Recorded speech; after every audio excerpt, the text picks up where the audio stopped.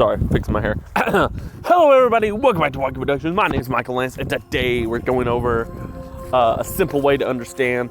This time, we're going to go over something that we went over in the last video. Well, we didn't go over it. We touched on it. We're going to be going over the multiverse theory. Now, dear viewer, you may be asking, well, you can't prove the multiverse really exists. True. But I can prove you a way to understand it, because why not? Actually, the real reason is because yes. Because that solves everything. Moving on. Basically, we can understand it either through the Marvel, DC, or a couple other methods. And then the real world method. Now, let's run over what the multiverse on a real world standpoint is, which is supported by some facts and a little bit of logic. Okay, multiverse. Simple understanding, it's a bunch of universes. Cool. If you remember from our last video, the universe is comprised of either life, planet, sentience, cosmic gases, cosmic forces, elements, periodic table, and quadratic formula, or quantum physics, my bad. And it exists in that way. Well, the multiverse is just that, but bigger. It's like saying the universe is a piece of apple pie. You cut a slice of apple pie out. In this case, if we cut an element of the universe out, then the universe will fall apart. In this case, this is like a large apple pie, except with whipped toppings, cherries on top, and ice cream. It's a lot. It's more than just a ton of universes. It's either a near infinite amount or a finite amount. So to put it simply, basically, it's universes plus more, which is separated by universal barriers, or the possible theory that either A, there's something similar to what DC Comics The Bleed is, or B, there is the expansion theory, where it'll constantly keep expanding, and those are like the walls of the universe, and therefore multiverse. Okay, that's simple for you. We get complex. We go into different things, such as the domino effect and a bunch of other things. Okay, let's find a little bit of proof that this exists, or at least some facts that could support it. Basically, I'm gonna link them down below. I can't remember their name, but it's VE. VE is like the title of their thing, of their channel. But let's go into what they talked about. They talked about how quantum physics supports the multiverse theory. Cool. Thing is, the multiverse is infinitely big, and they even went to the guy who not made this theory, but followed the theory. And he said basically, he's the author of the many worlds, or whatever. He's the author of a book, whatever. Moving on. He stated that anything in the multiverse can happen except for something breaking the quantum function of things. Electrons can never become protons, protons can never become electrons, or vice versa, or something similar to that. Cool. Then he explained it similar to how it was like a 1800s scientist or something. I'm going off what I remember on their video. I don't pay attention to names, man. I could barely pay attention to my own name.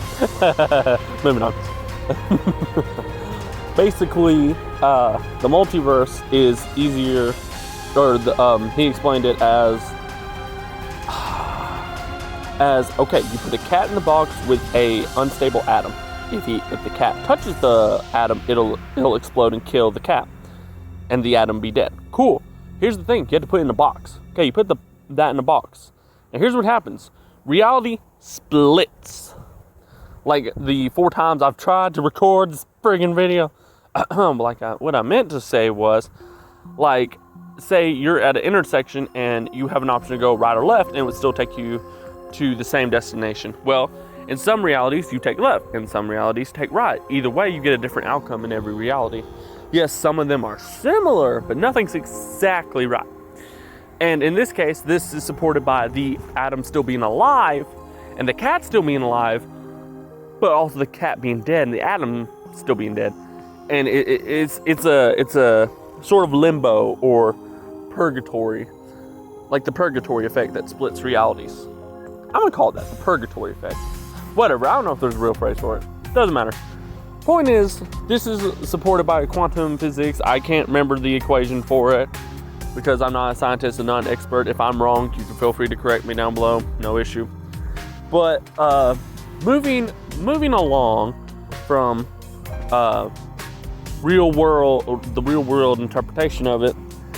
Well, to clarify, almost anything in the multiverse can happen as long as it doesn't contradict the quantum theory. You could be president. You could get married to your best friend. You could get married to yourself in another reality. You could do this, that, the other. And in sorry, I'm outside. In another theory, the Earth could turn into a battle mech, for all we know, out of the blue. Boom, wouldn't contradict the quantum theory. It could happen. It's just how the multiverse works. Now, having said that, let's if you want another way to understand it, let's hop out of real world physics and go to movies. If the Terminator went back in time, he didn't go back to his original timeline. He went back to another timeline. And say he goes back to the future. Well, he comes back to the future, humans have won. He didn't change the timeline. He created another multiverse or another universe where they had never sent the Terminator back in time in the first place. Or humans have won on their own. It's an infinite possibility. So it makes it overall really interesting. Now, stepping away from the Terminator, stepping away from real world, let's talk about other things or other interpretations of the multiverse, which will get a little bit religious. No. Moving on. One way to understand it is the Marvel way. God, or in this case, the Living Tribunal, or not Living Tribunal, one above all.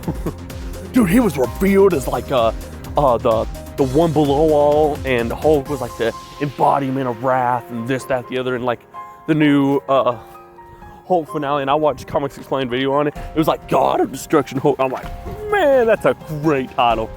Anyway, it's not clickbait either. It's literally the God of Destruction. But we're gonna move on before I geek out on that. The one way I understand it, okay, we're gonna say God. God created the Marvel multiverse, and either it can be, to make it simple, either the universe has its own avatar where it can get up and walk around, and if it hits you, it's like hitting you with the power of the entire universe, which is insane, but still. Anyway, that's one way to view it. Another way to view it is they're just sitting out in the middle of, well, we'll say interdimensional space. And this goes into the domino effect. If you shove, say it's all lined up in a perfect row or in a perfect circle, like dominoes. If you shove one universe, that will topple over the next universe. Now, either that Earth or either both universes will get destroyed. Universe 1 will pass through 2, or Universe 2 will pass through 1, and one of them will survive. But either way, if they both die, it will send an explosion and send Universe 3 back. And Universe 1 and 2 will either, one of them will be destroyed, or one of them will crash into Universe 3. And most likely they'll get destroyed. And it'll just keep going on and on and on and on until the multiverse is either destroyed or there's only one universe left. Because, say there's like 10 universes. If universe 9 or 8 continues on, like smashes into 10, one of them's going to survive and one of them's going to die. So, just saying. But that's Marvel logic. DC logic is, there's something called the bleed, mentioned it earlier. Basically, it separates the multiverse and you can drain it if you're a universe vampire. I don't remember what they're called, but Superman, Superman thought robot fought the main guy for it, and he was the ultimate evil. So at the end of the story, he sits down, he's like, okay, I've defeated everybody in the entire multiverse, or I'm stronger than everybody in the multiverse. I think it said Omniverse too, but the Omniverse is something else completely, and we'll get into that later. But now the Dragon Ball way 2, it's also a little ambiguous, especially with Zeno and everything like that. But we're gonna move on and discuss something else. Timelines. Okay, how do timelines work? Well, simple way. There are two to three different ways you can understand it. One, it's say you're from timeline A and you want to go back to when you ate a jellyfish sandwich. Don't ask me. It's a SpongeBob reference. Well, you want to go back to the time you ate a jellyfish sandwich, and that was at 8 a.m. this morning. Now, you could travel back in time. Now, either one or two things is going to happen. You're going to actually go back, and you're going to not eat that sandwich, or you're going to go back, and it's not going to be your timeline. And then, if the first one is true, where you go back to your timeline, you go back to 8 o'clock in the morning when you ate the jellyfish sandwich. If that's true, it also invokes something called paradoxes. Paradoxes are like this.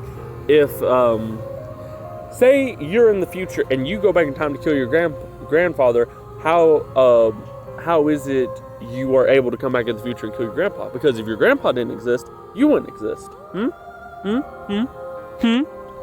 But, you know, you could get an altered timeline. You could, it could alter your timeline. It could erase you.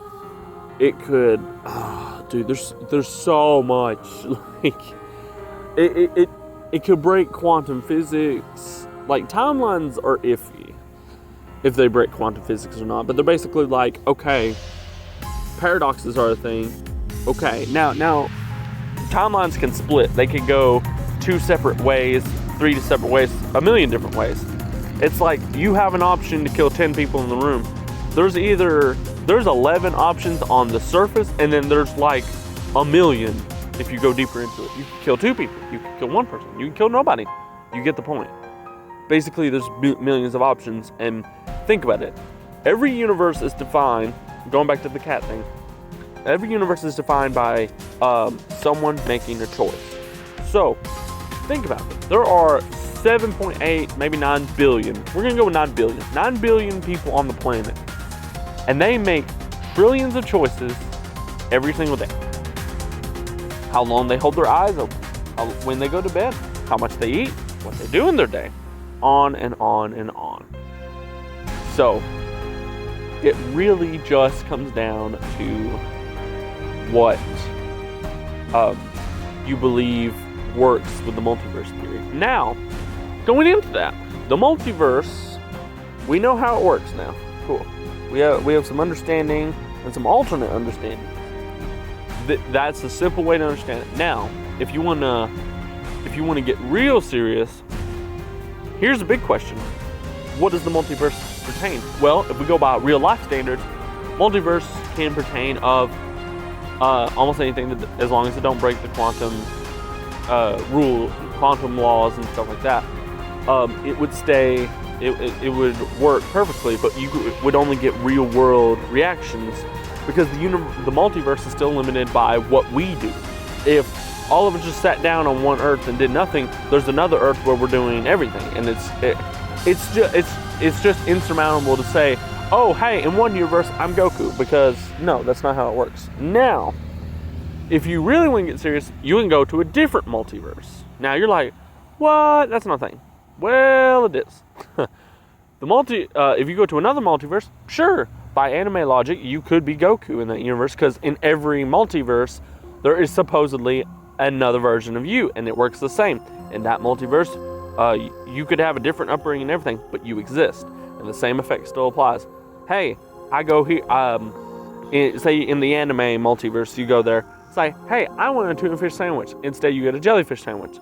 Well, in an alternate timeline, you get tuna fish, and on and on and on. It's the same concept, just in anime logic.